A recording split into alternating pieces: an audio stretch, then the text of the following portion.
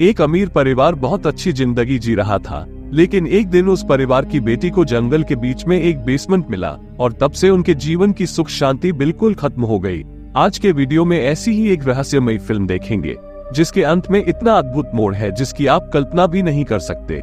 Film की शुरुआत होती है लॉरेन मुनरो नाम की एक महिला वकील से। जब वो ऑफिस जाता है तो उसकी मुलाकात एक क्लाइंट से होती है जो उसे एक अपराधी का बचाव करने के लिए कई मिलियन डॉलर की पेशकश करता है, लेकिन लॉरेन ने उसे ये कहते हुए ठुकरा दिया कि अगर वो ऐसा करना भी चाहे तो उसका विवेक उसे रोक देगा। इसके बाद वो वहाँ से चला जाता है। दरअसल लॉरेन एक वकील है जिनके लिए पैसे मांगने से ज्यादा महत्वपूर्ण न्याय है और इसी वजह से इस शहर का हर शख्स उन्हें अच्छे से जानता है और वो काफी लोकप्रिय है। फिर हमें लॉरेन के सबसे छोटे भाई विलियम मोनरो से मिलवाया जाता है। विलियम एक राजनेता है जो न्यूयॉर्क शहर का मेयर बनना चाहता है। फिर हमारा परिचय लॉरेन के पिता आर्चर मुनरो से हुआ और आर्चर एक व्यवसायी है। अब जैसे ही आर्चर ने अपना काम खत्म किया और घर जाने लगे तो उन्हें अचानक सांस लेने में तकलीफ होने लगी। वो किसी तरह अपनी कार में बैठने में कामयाब रहे, लेकिन घर पहुंचने से पहले ही उनकी मौत हो गई। दूसरी ओर उसी समय लॉरेन एक प्रेस कॉन्फ्रेंस में व्यस्त होती है, लेकिन तभी एक रिपोर्टर उसके पिता की अचानक मौत की खबर देता है, जिससे लॉरेन पूरी तरह से चुप हो जाती है। उसे समझ नहीं आ रहा कि यह कैसे संभव है, क्योंकि उसके पिता बिल्कुल स्वस्थ व्यक्ति थे। इसलिए उन्होंने तुरंत ये प्रेस कॉन्फ्रेंस रोक दी और अपने घर वापस चले गए। कुछ देर बाद इस परिवार का हर सदस्य शोक मनाने के लिए एक जगह खड़ा होता है, जहां लॉरेन, विलियम और उनकी मां कैथरीन भी खड़ी होती है। और उसी समय लॉरेन के पति स्कॉट और उनकी इकलौती बेटी क्लेयर सभी स्तब्ध रह गए। अब जब ये सब खत्म हो गया तो भाई बहन को अपनी पुरानी यादें याद आने लगी। उदाहरण के लिए उनके पिता हमेशा लॉरेन को शतरंज खेलना सिखाते थे और हमेशा उनसे कहते थे कि जीवन शतरंज के खेल की तरह है। इस मोनरो परिवार के वकील हेरोल्ड ने सबके सामने घोषणा की कि आर्चर ने एक वसीयत बनाई है। इस वसीयत के अनुसार उनके पिता की कंपनी सीईओ कैथरीन और विलियम को 20 मिलियन डॉलर की संपत्ति का हिस्सा मिलेगा और लॉरेंस को मिलेगा केवल 1 मिलियन डॉलर और बाकी बचे 50 मिलियन डॉलर पुलिस और मेडिकल स्कूलों को दान कर दिए जाएंगे। अब इन बातों की घोषणा करने के बाद हेरोल्ड लॉरेन से अकेले में बात करता है और उसे एक कागज का लिफाफा देता है और उसे बताता है कि उसके पिता मरने से पहले उसके लिए ये लिफाफा छोड़ गए थे। लॉरेन उत्साहपूर्वक लिफाफा खोलती है और खम के अंदर एक पेन ड्राइव और एक चाबी पाती है। उसी समय उन्होंने अपने लैपटॉप में पेन ड्राइव एक्टिवेट की और देखा कि इस पेन ड्राइव में उनके पिता का एक वीडियो रिकॉर्ड किया गया था। वीडियो में उसके पिता उससे कहते हैं कि वो इतने समय से उससे एक बड़ा सच छिपा रहा है, इसलिए वो उससे माफी मांगती है। साथ ही उसे ये भी बताती है कि जंगल में एक बंकर है और उसे उस बंकर में जाकर वहाँ का सच्चाई सबके सामने बता देनी चाहिए। ये सुनकर लॉरेन एक पल के लिए चुप हो जाती है और वो तुरंत उस लोकेशन पर चली जाती है। उसे जंगल में एक पुराना बंकर दिखाई देता है और वो गंदगी से भरा हुआ है। लॉरेन गंदगी हटाती है और अपने पिता द्वारा दी गई चाबी से बंकर का ताला खोलती है। उसकी नजर ढक्कन के नीचे एक सीढ़ी पर पड़ती है। वो डरते हुए सीढ़ी में प्रवेश करता है और अंदर एक बेसमेंट पाता है। अब जब वो अंदर का दरवाजा खोलती है तो देखती है कि एक आदमी अंदर फंसा हुआ है और एक मजबूत लोहे की जंजीर से बंधा हुआ है। लॉरेन उस आदमी को अच्छी तरह से देखने की कोशिश करती है, लेकिन उसी समय वो आदमी हिल जाता है। इससे लॉरेन चिल्लाती है और तुरंत बाहर निकल जाती है। अब जब लॉरेन घर पहुंचती है तो वह मदद के लिए पुलिस को बुलाने की योजना बनाती है, लेकिन उसी समय उसका भाई आ जाता है और वो उससे पिछले दिन की संपत्ति के बंटवारे के बारे में विलाप करते हुए कहता है, मैं समझता हूँ कि आपको इतनी सारी संपत्ति में से 1 मिलियन डॉलर दिए गए हैं, जो बहुत कम है। इसलिए विलियम ने लॉरेन से कहा कि वो उसे अपने 20 मिलियन डॉलर में से आधा हिस्सा दे देगा, लेकिन लॉरेन ने इनकार कर दिया। उनका कहना है कि पैसा उनके लिए सब कुछ नहीं है। अब जब रात हो गई है, लॉरेन के पति स्कॉट ने लॉरेन के चेहरे पर चिंतित भाव देखा और उससे पूछा कि क्या वह ठीक है। लॉरेन का कहना है कि वो बिल्कुल ठीक है और कुछ समय अकेले बिताना चाहती है। लॉरेन को तब अपने घर की एक तस्वीर याद आती है जब वो एक बच्ची थी, जिसमें उसके पिता उसे अपनी बाहों में पकड़े हुए थे।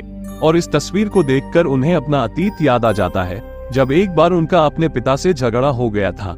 और इस झगड़े का कारण ये था कि उसके पिता चाहते थे कि उनकी बेटी उनके कुछ अमीर दोस्तों के केस को डिफेंड करे, लेकिन लॉरेन ने अपने पिता को अस्वीकार कर दिया, क्योंकि वो कभी भी पैसे के लिए किसी अपराधी का बचाव नहीं करेगी।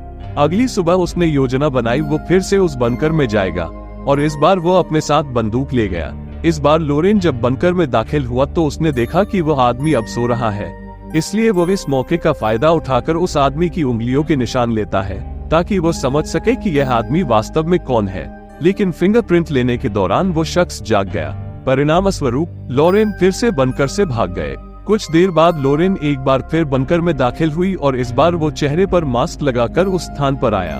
लॉरेंस उस रहस्यमय आदमी से पूछता है कि वो वास्तव में कौन है, लेकिन रहस्यमय आदमी लॉरेन के रहस्य को और बढ़ा देता है।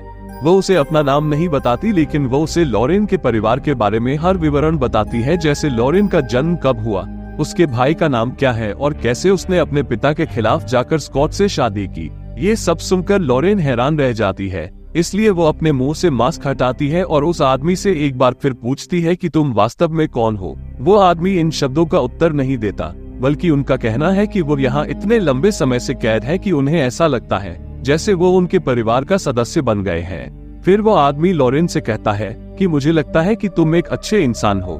अगर आप ऐसे ही हो तो मुझे यहाँ से बाहर निकालो और इन जंजीरों को खोल दो। लॉरेन ने उसे समझाया कि वो उसकी मदद जरूर करेगी, लेकिन उससे पहले ये जानना जरूरी है कि यहाँ क्या हो रहा है।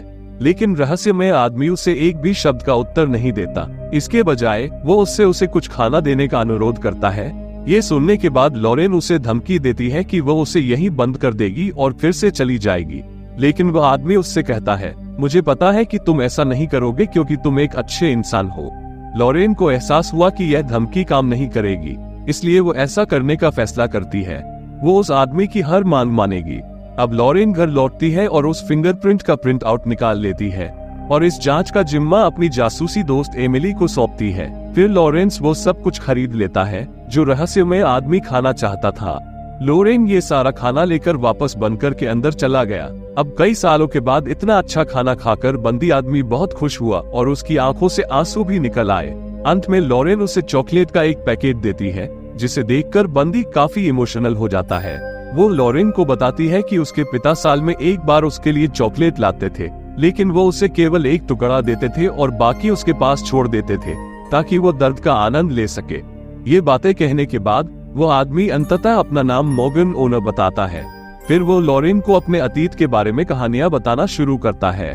उन्होंने कहा, करीब 30 साल पहले वो आर्चर से पहली बार मिली थी और मुलाकात के कुछ समय बाद ही वे अच्छे दोस्त बन गए, क्योंकि उन दोनों में बहुत सी समानताएं थी। जैसे वे दोनों कैमलिन पसंद करते थे और समान रूप से उन दोनों के मन में अहंकार था और वे दोनों लड़कियों के साथ समय बिताना पसंद करते थे।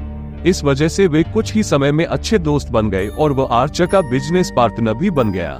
एक दोपहर उन दोनों ने बहुत ज्यादा शराब पी ली और जब उन्होंने घर की यात्रा शुरू की तो बीच सड़क पर उनकी एक बड़ी दुर्घटना हो गई, जिसके परिणाम स्वरूप सड़क पर एक पैदल यात्री की मौत हो गई। मॉर्गन ने तुरंत पुलिस को बुलाने की मांग की, लेकिन आर्चर उसे समझाता है कि अगर कोई शव नहीं है तो अपराध का कोई सबूत नहीं होगा, और यह कहते हुए उसे पुलिस बुलाने से मना किया। फिर वो शव को पास के जंगल में दफना देता है। मॉर्गन फिर भी इसका विरोध करता है, इसलिए आर्चर ने मॉर्गन के सिर पर भी वार किया और उन्हें इस बंकर में फंसा दिया। मॉर्गन ने यह भी खुलासा किया कि आर्चर का सोफिया नाम की लड़की के साथ अवैध संबंध था। अब लॉरेन को इस बात पर एक भी बात पर यकीन नहीं हो रहा है, इसलिए मॉर्गन ने उसे सोफिया का पता दिया ताकि वो खुद इसकी जांच कर सके। वो ये भी सुझाव देता है कि वो अपने पारिवारिक वकील हेरोल्ड से बात करे, क्योंकि वो इसके बारे में सब कुछ जानता है। अब ये सब सुनकर लॉरेन को कुछ समझ नहीं आता, इसलिए वो किसी तरह बंकर से बाहर निकलती है और खुद को शांत करती है। फिर वो अपनी जासूस दोस्त एमिली को फोन करती है, जो उसे बताती है कि जिस आदमी ने उसे फिंगरप्रिंट दिया था वो मॉर्गन है। फिर वो मॉर्गन द्वारा दिए गए पते के अनुसार सोफिया के घर पहुंचता है। लॉरेन पहले मॉर्गन की बातें बताती है और पूछती है कि क्या वे सच है। सोफिया एक शब्द में कहती है, हाँ, ये सारी बातें सच है। लॉरेन को सोफिया के कमरे में एक बच्चे की तस्वीर दिखाई देती है। लॉरेन सोफिया से इन बच्चों के बारे में पूछती है।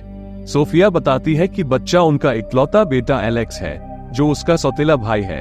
अब ये सब सुनकर लॉरेन की आंखों में आंसू आ गए। वो ये सब बिल्कुल भी सहन नहीं कर सकती, इसलिए वो तुरंत कमरे से बाहर चली गई।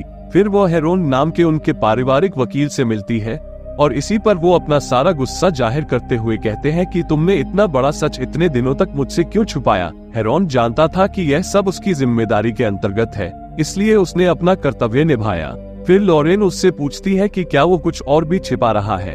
हेरोल्ड ने उसे सूचित किया कि वो अब कुछ भी नहीं छिपा रही है। इसके बजाय वो उसे इसे गुप्त रखने और परिवार की खातिर ये सब भूल जाने की सलाह देता है। इसके बाद लॉरेन अपनी माँ से मिलने जाती है, जहाँ वह अपनी माँ कैथरीन को अपने भाई विलियम के चुनाव प्रचार में व्यस्त पाती है। लॉरेन अपनी माँ के पास जाती है और उससे पूछती है कि क्या वो मॉर्गन नाम के किसी व्यक्ति को जानती है, लेकिन उनकी माँ ने उन्हें एक शब्द में कहा कि वो ऐसे नाम वाले किसी को नहीं जानती। इसी बीच उसका भाई विलियम अंदर आता है और उसके चेहरे पर बहुत चिंतित भाव दिखाई देते हैं। असल में वह अपना वोट खो रहे हैं, इसलिए उन्होंने लॉरेन से उनके लिए प्रचार करने में मदद करने का अनुरोध किया, क्योंकि लोग निश्चित रूप से उनकी ईमानदारी के लिए वोट करेंगे। लेकिन लॉरेन के लिए यह बात मायने नहीं रखती।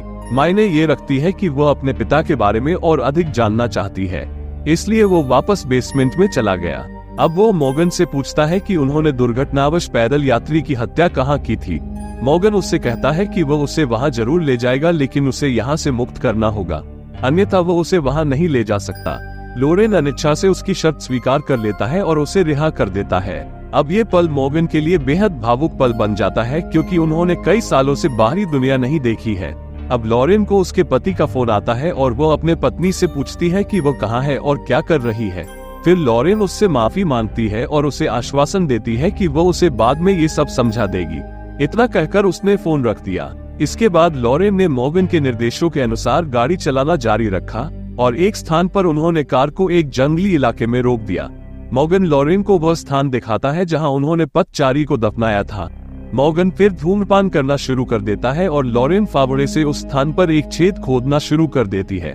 और थोड़ी देर बाद लॉरेन का डर हकीकत में बदल जाता है जब वह देखती है कि छेद में नीचे एक मानव कंकाल है, जिससे उसे एहसास होता है कि मॉर्गन अब तक जो कुछ भी कह रहा था वो सच है।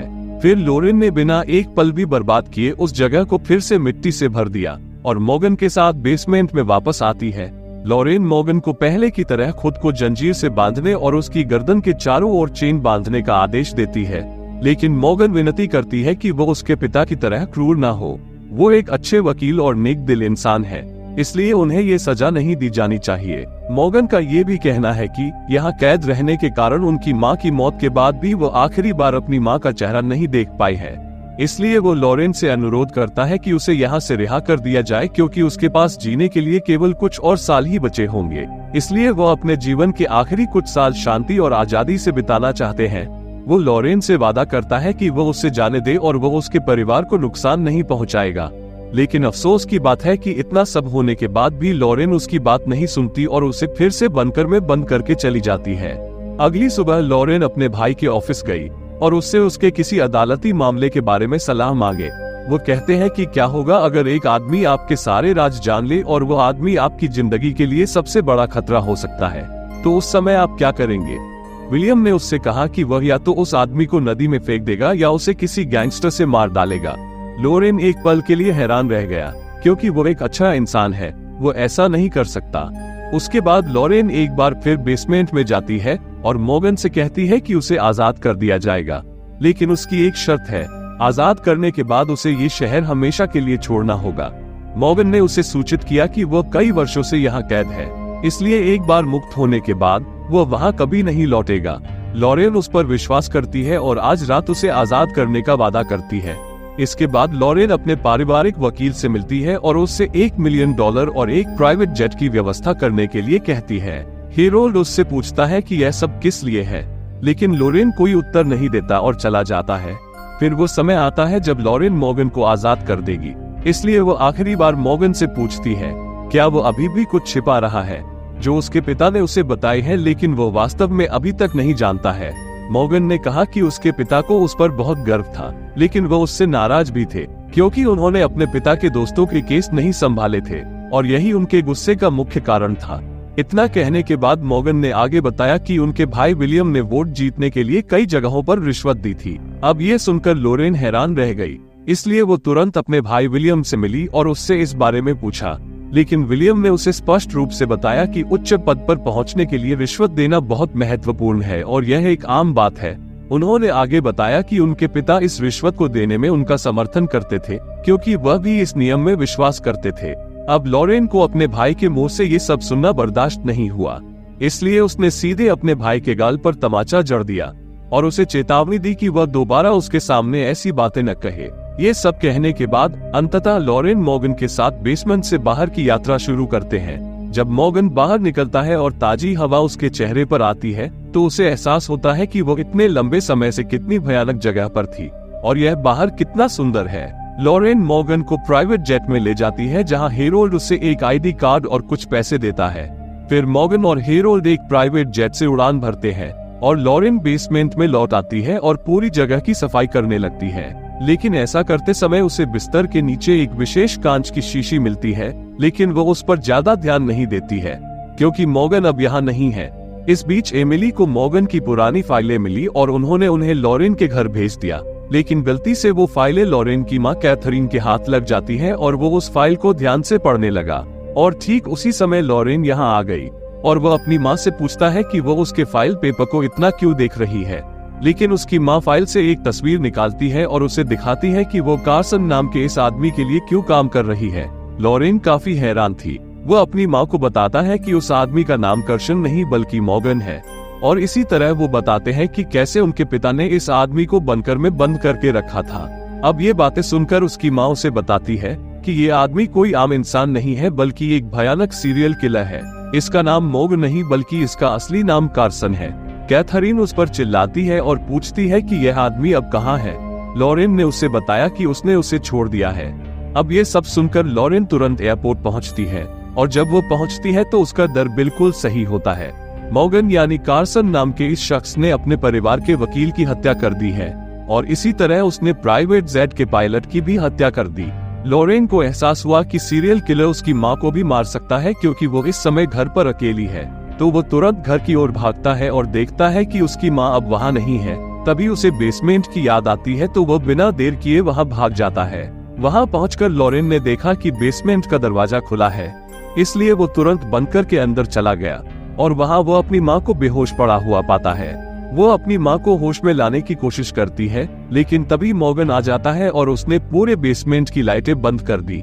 फिर वो लॉरेन पर हमला करता है और उसे उसी तरह से बांध देता है जैसे उसे यहाँ कैद किया गया था। अब जब लॉरेन को होश आया तो उसे पता चला कि उसके पिता की मौत बीमारी से नहीं बल्कि जहर से हुई थी और यह जहर उसे मॉर्गन ने दिया था जो इसी तहखाने में बिस्तर के नीचे था। तब मॉर्गन ने उसे 30 साल पहले की असली सच्चाई बताई।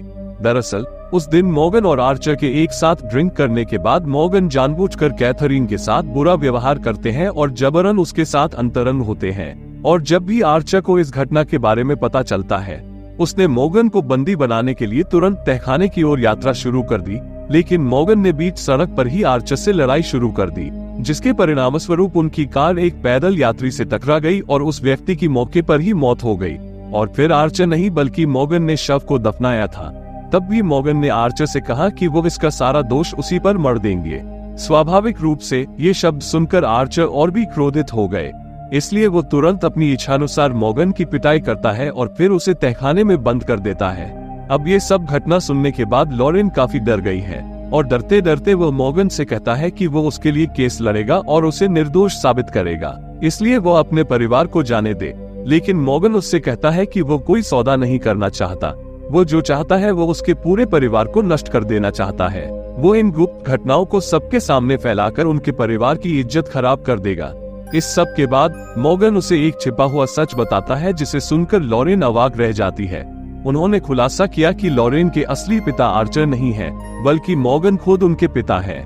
अब तक कैथरीन को होश आ चुका था और बिना एक पल भी बर्बाद किए हाथ में बंदूक लेकर उसने मॉर्गन के सिर में गोली मार दी। परिणामस्वरूप मॉर्गन की वही मृत्यु हो गई और आखिरकार इन माँ बेटी ने पूरे बंकर में पेट्रोल फैला दिया और फिर बंकर में आग लगा दी ताकि मॉर्गन जैसा भयानक आदमी और उसकी याददाश्त न बचे। और ये फिल्म यहीं खत्म हो जाती है।